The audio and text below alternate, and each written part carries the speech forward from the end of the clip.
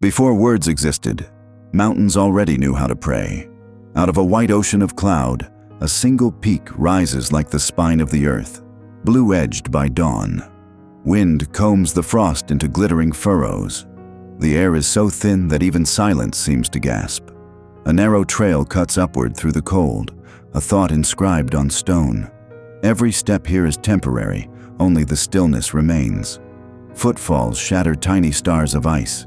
Breath leaves the mouth as a pale ribbon that hardens in the air, breaks, and falls back as dust.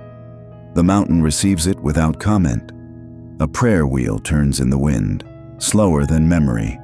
Ice grows around its rim until the mantra spins inside a glass throat, moving and unmoving at once. Faith continues after devotion stops. The hand lets go. The wheel remembers.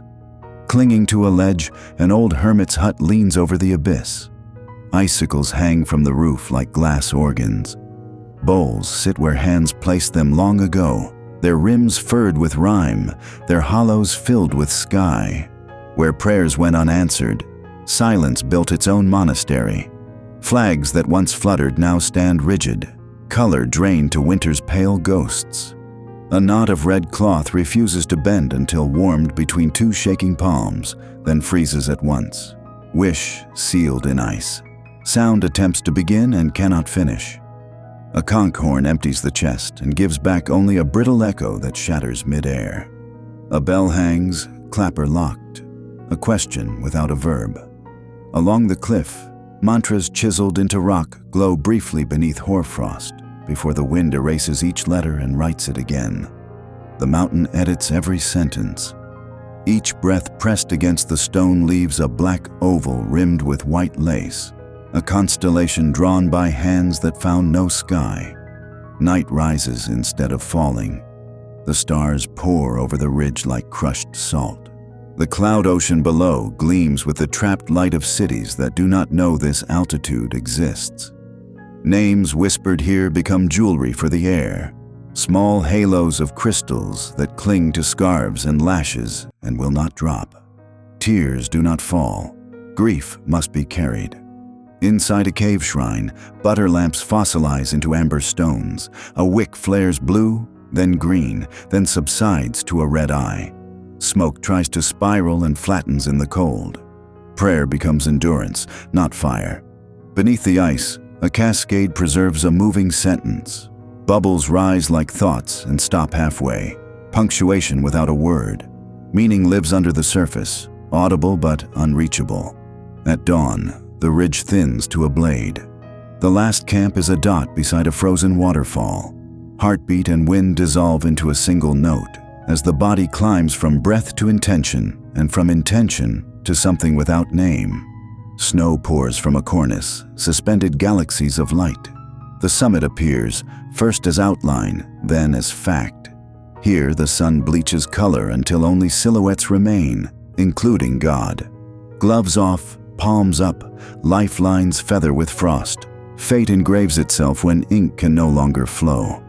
A blizzard of light particles rises and settles, as if lungs as large as the mountain draw the world in and out. The traveler bows, forehead against glassy ice. Beneath a translucent skin, water moves in patient veins. The stone throbs with a deep vibration that travels into bone. The prayer is answered, not in words, but in pulse. Air trapped for centuries glows inside the glacier, a memory of breath that never reached an ear. The mountain archives everything: petals, ash, vows, the sound of a bell that did not ring. Suddenly, at noon, the aurora walks across daylight. Green rivers striding a white sky. Light looks back from the pupil like two waking worlds. What freezes is not denied. It is preserved for revelation.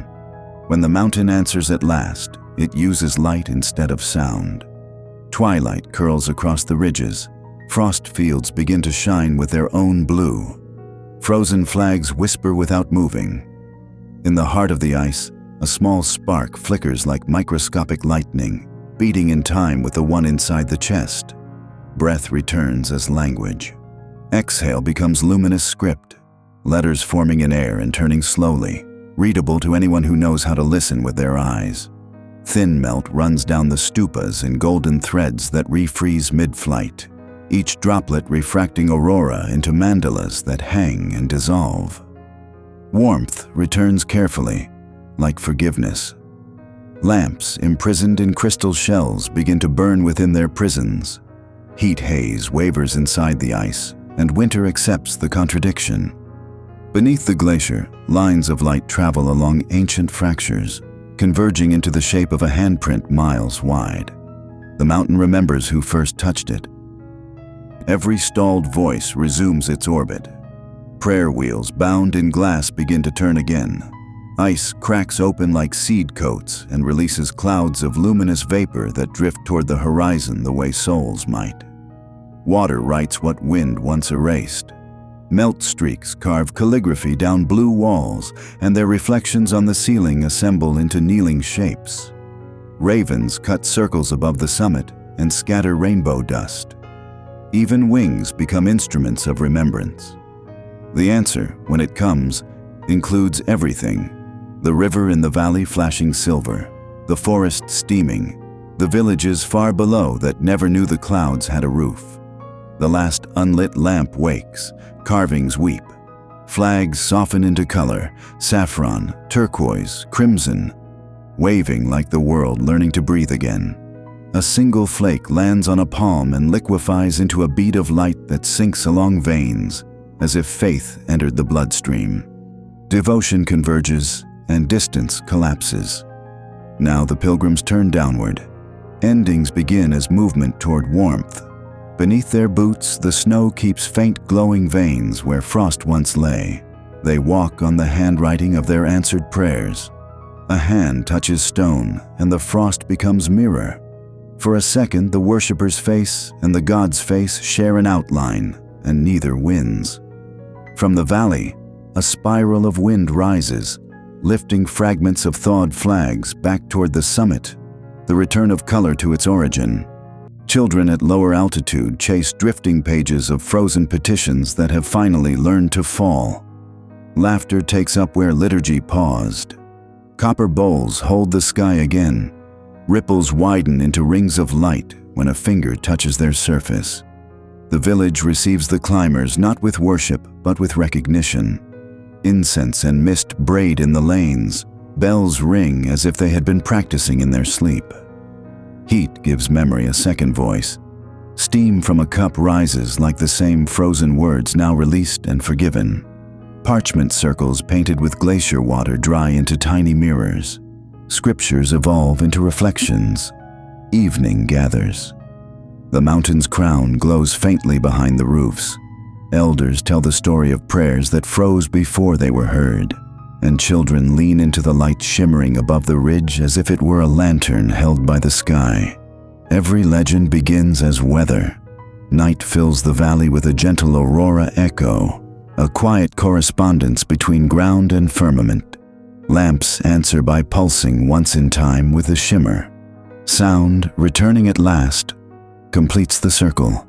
A bell rings flawlessly and frost lets go of icons and walls. The note ripples through houses and hills. Far above, thin cloud flickers in reply. The world hums the pitch it was tuned to forget. Tomorrow inherits today's stillness. Frost yields to dew. Grass remembers how to bend. A breeze carries the faintest chime from the summit, steady as the breath of a sleeping giant. The mountain keeps what we release. From far off, its silhouette glows like a heart seen through skin. What we thought would vanish has instead been added to the planet, stored in ice, stored in light, stored in a rhythm too slow for impatience. Fade to black. One beam pierces the dark and finds the dust we float in. Galaxies of snow suspended in a simple room. Light returns not to conquer, but to listen. From orbit, the peak wears a small crown, a calm pulse brightening and steadying where night meets day. The prayers never vanished. They became part of the Earth's heartbeat, rising and falling with the weather, the season, the turning world. Before words existed, mountains already knew how to pray. We came here to speak and learn to be still. We climbed to be heard and discovered our voices had weight. They fell as frost and shone. We asked for answers and received a pulse that matched our own. We carried light down in our pockets of breath. And now, when we speak, something in the air remembers. The people below do not worship the light. They become it. One breath at a time, one lamp, one bell, one step returning home. Above them, on the ridge where the flags relearned color and the wheels resumed their turning, the wind keeps the liturgy without a mouth. The mountain continues its old prayer, older than language, older than fire. A patient conversation between ice and sun, in which nothing is lost, nothing is wasted, and everything, eventually, is heard.